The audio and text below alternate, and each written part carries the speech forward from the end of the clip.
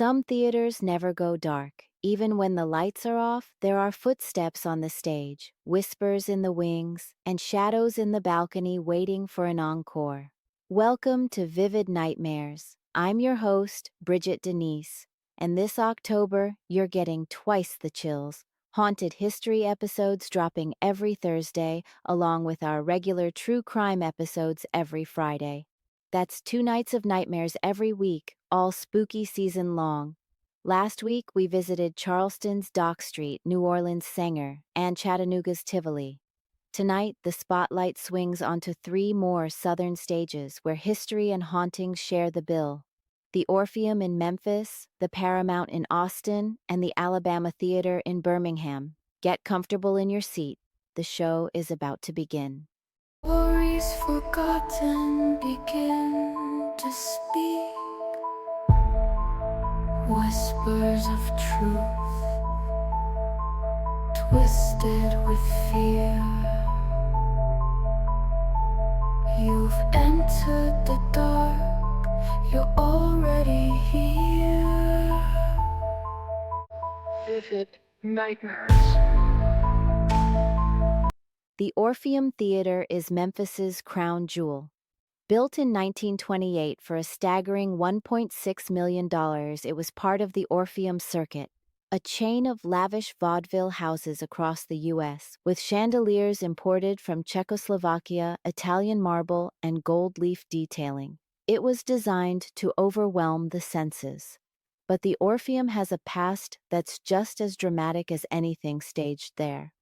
The original Grand Opera House, built in 1890, was destroyed in a fire in 1923. That fire left its mark both on the city and, some say, on the land itself. The hauntings. Mary in seat C5. A little girl, struck by a car in the 1920s outside the theater, appears often during rehearsals. She's seen in a white dress with long brown curls.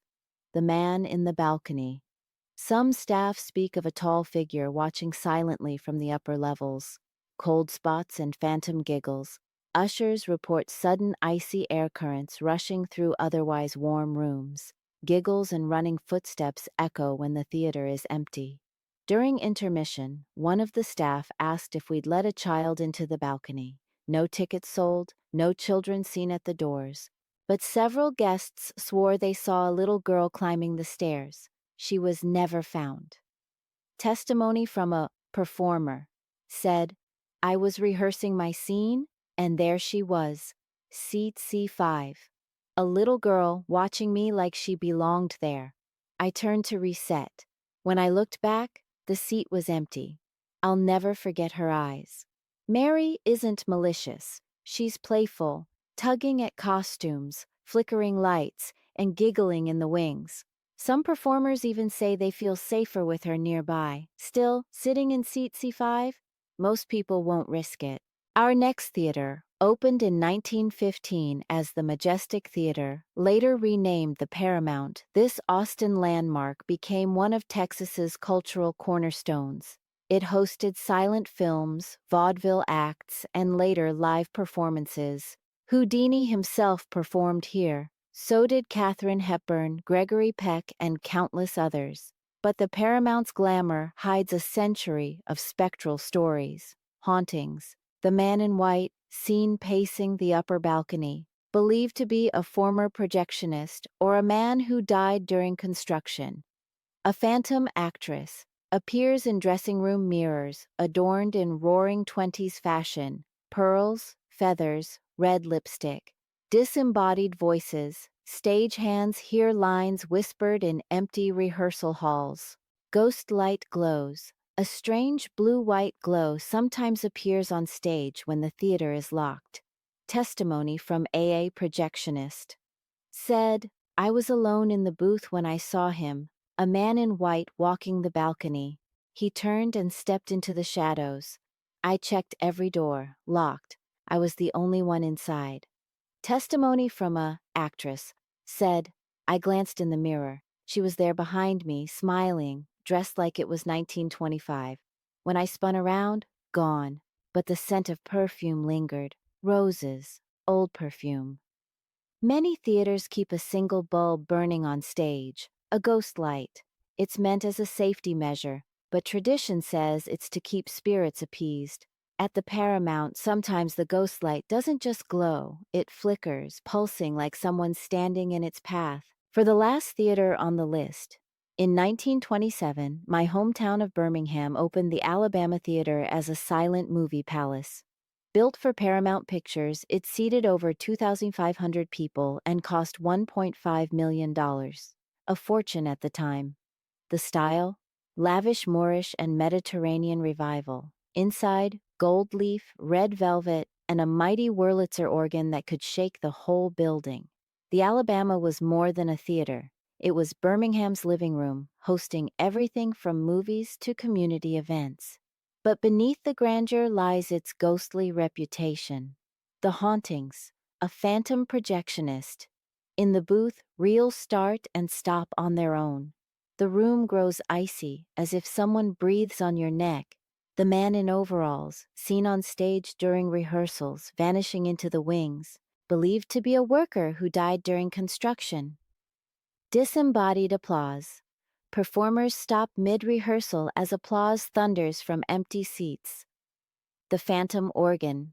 Staff claim the mighty Wurlitzer plays faint notes late at night, when no one is seated at the keys. Testimony from a projectionist said it happened 3 times. The reels started rolling themselves. The whole booth dropped in temperature. I could see my breath. That was it for me. I told them I wasn't working nights anymore. Testimony from a singer said, "We were doing a sound check when applause erupted from the balcony. It was so real we bowed, but the house was empty, just me, the mic, and shadows."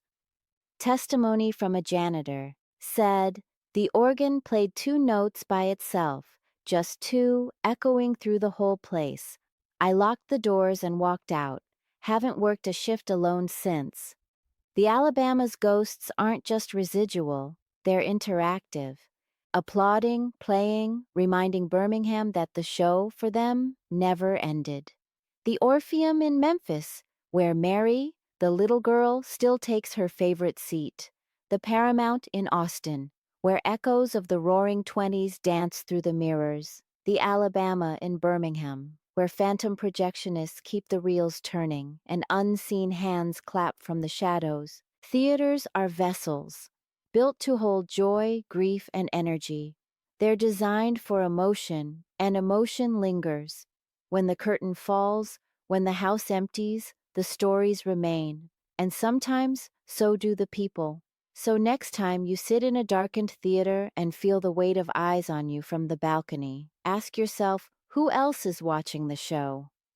That's the end of tonight's Haunted Spotlight.